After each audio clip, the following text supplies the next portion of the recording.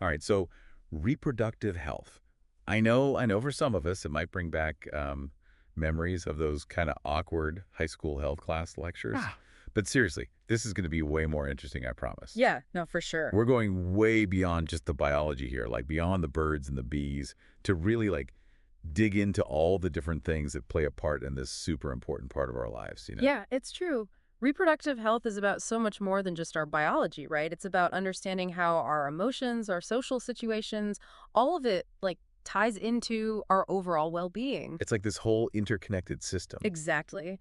And what's fascinating is that some countries were already grappling with these complex issues decades ago. Really, like way back when. Yeah. Who are we talking about here? Give me some examples. Well, India, for one, they were surprisingly ahead of the curve. Think about it, in the 1950s, they were already launching nationwide family planning initiatives. Wow, the 50s. That's like seriously progressive, especially considering the social climate back then. Right. It speaks volumes about their forward-thinking approach to public health. Absolutely. So they were tackling family planning in the 50s. What did that actually look like? Well, it started with a focus on limiting family size, but what's really interesting is how their strategy evolved over time. Okay, so how did it change?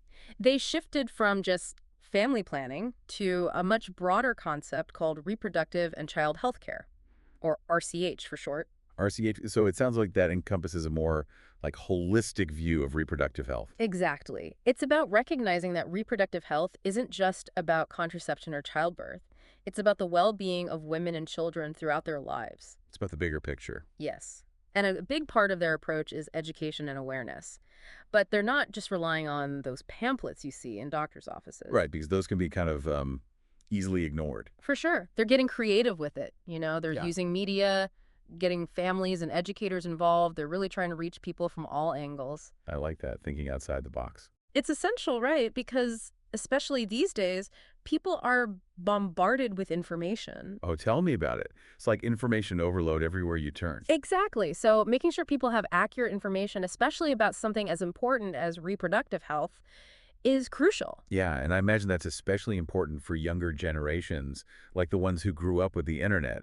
They're constantly bombarded with, well, everything. It's true. And it's not just about the biological facts either. I mean, the textbook you shared with us, one of the things that really stood out was how much it emphasized the social factors that can impact reproductive health, which I thought was interesting. Okay, yeah, let's unpack that a bit. What kind of social factors are we talking about here? And how do they all, like, connect to this broader idea of reproductive health?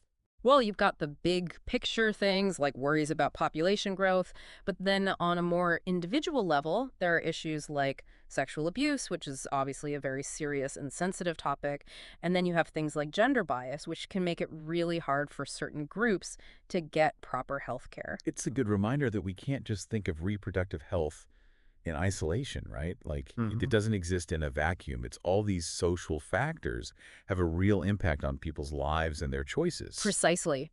It makes you really stop and think about how much these influences weigh on people. Like, how do things like societal pressures, cultural norms, even just our own individual experiences, how do all of those things affect the decisions we make about our reproductive health? Yeah, it's a big question. Big questions, for sure. It really makes you think about the weight of it all. It does. Okay, so we've been talking about like the social and societal side of things.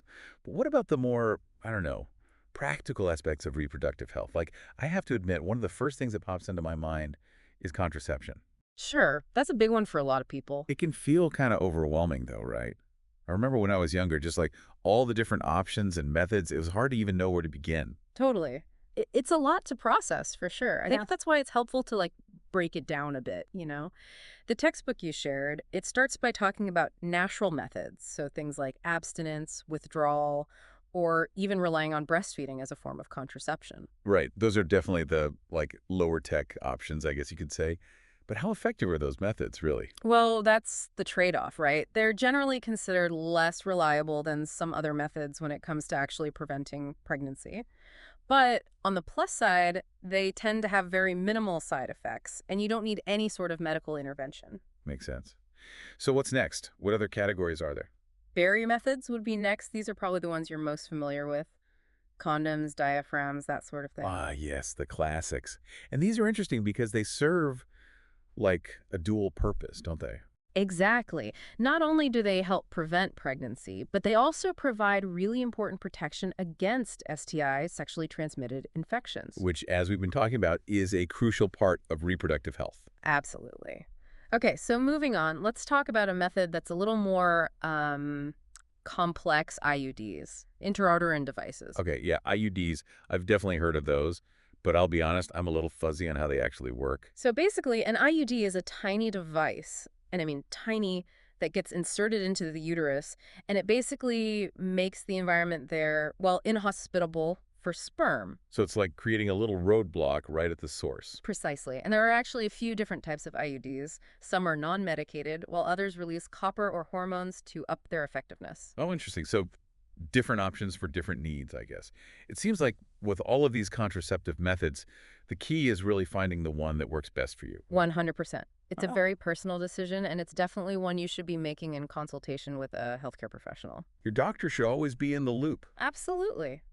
Speaking of which, let's move on to a category that honestly revolutionized the way we think about family planning oral contraceptives. Or, as most people know them, the pill. The pill. Yeah, that was a total game changer. But how does it actually work? Like, what does it do? To put it simply, most birth control pills contain hormones that basically prevent ovulation. It's like tricking your body into thinking it's already pregnant. Wow.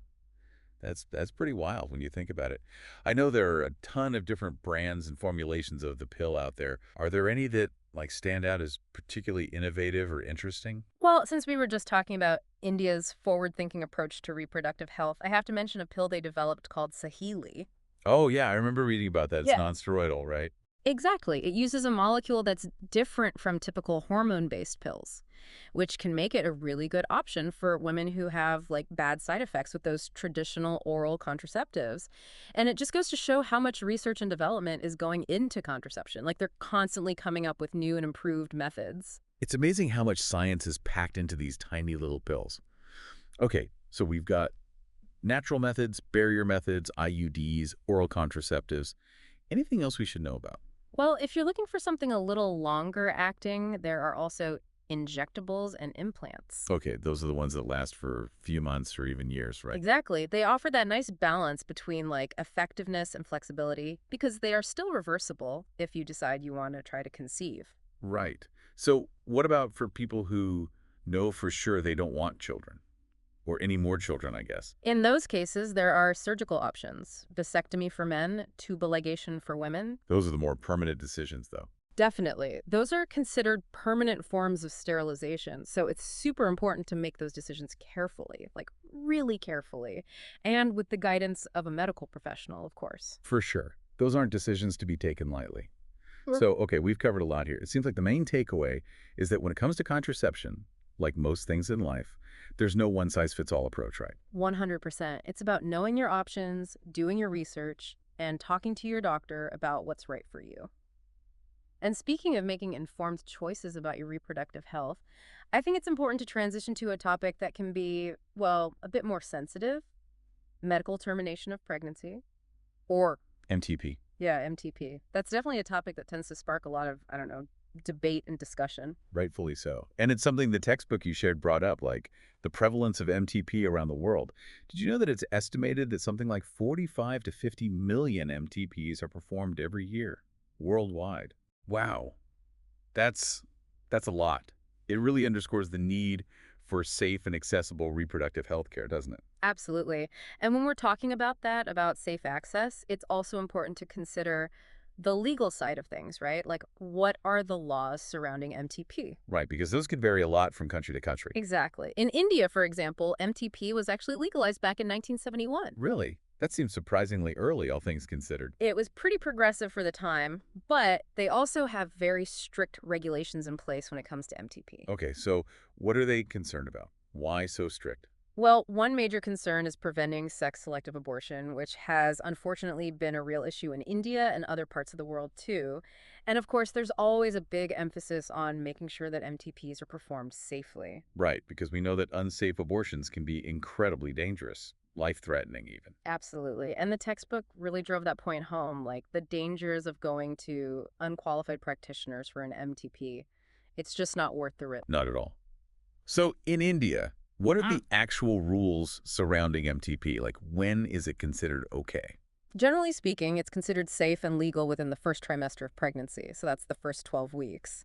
After that point, things get a lot more complicated, and it's usually only allowed if the mother's life is at risk or there are serious issues with the fetus. It's a very nuanced issue with Hmm. a lot of factors to consider. It really is, and I think it all comes back to the importance of having good sex education and access to healthcare that you can trust.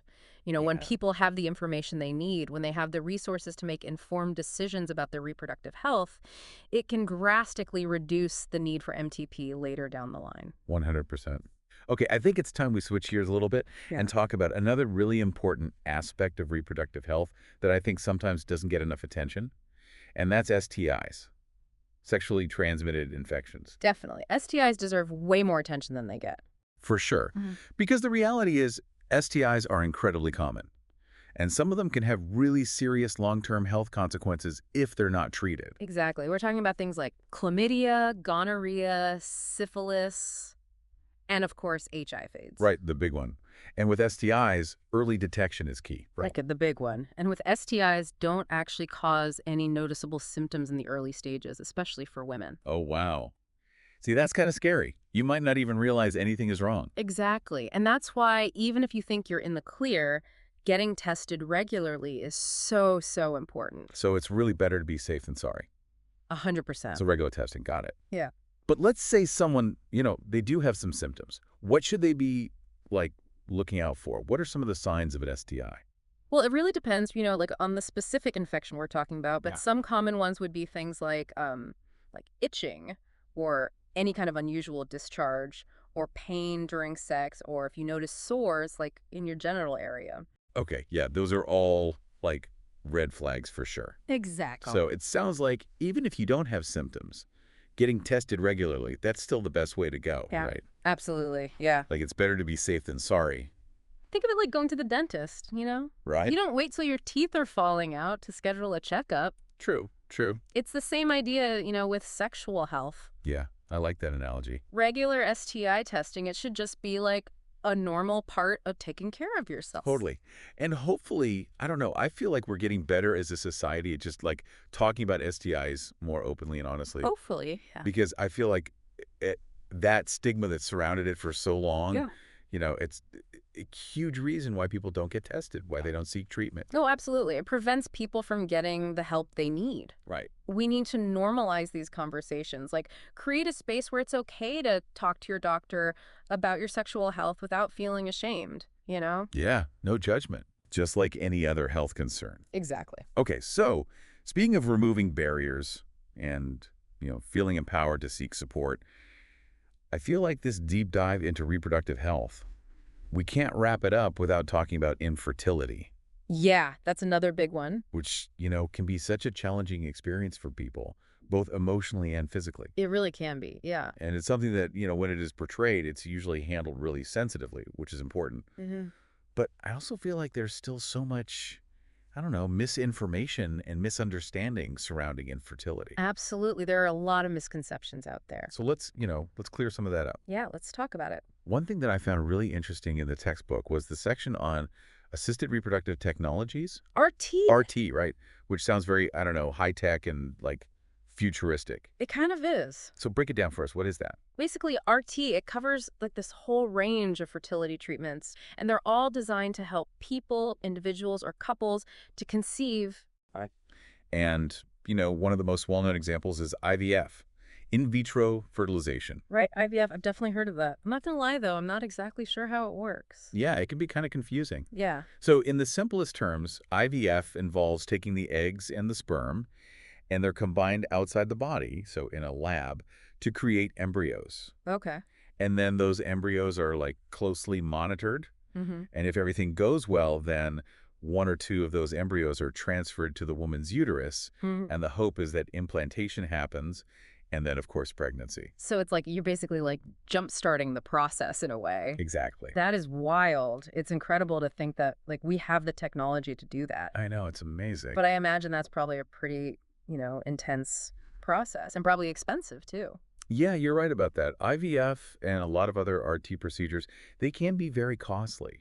Hmm. And unfortunately, a lot of times they're not covered by insurance, Right. which obviously that creates a huge barrier for people. Mm. Oh, absolutely. It shouldn't be like a privilege to be able to have children if you want them. Exactly. It's an Exactly. important Yeah. conversation to be having, like about access and equity when it comes to these types of treatments. For sure. But it's also important to remember that, like, biological parenthood, it's not the only way to build a family. That's a really good point. I feel like sometimes that gets lost in, all the talk about fertility and these different procedures. Right. Exactly. Adoption is just as valid, if not, sometimes even a better option for some people. Absolutely. And it's something the textbook actually makes a point of highlighting, especially in the context of India and their social landscape. Yeah, yeah.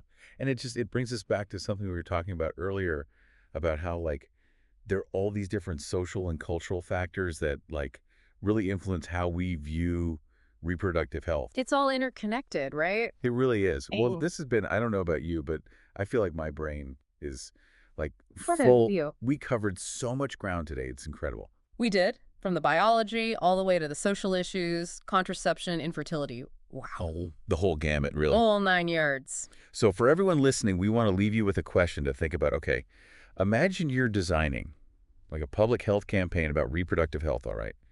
What would your top 3 priorities be and why? And think about everything we talked about today, the science, the social context, how important access is, and just how different everyone's experiences with reproductive health can be. That's all for today, folks. Thanks for listening.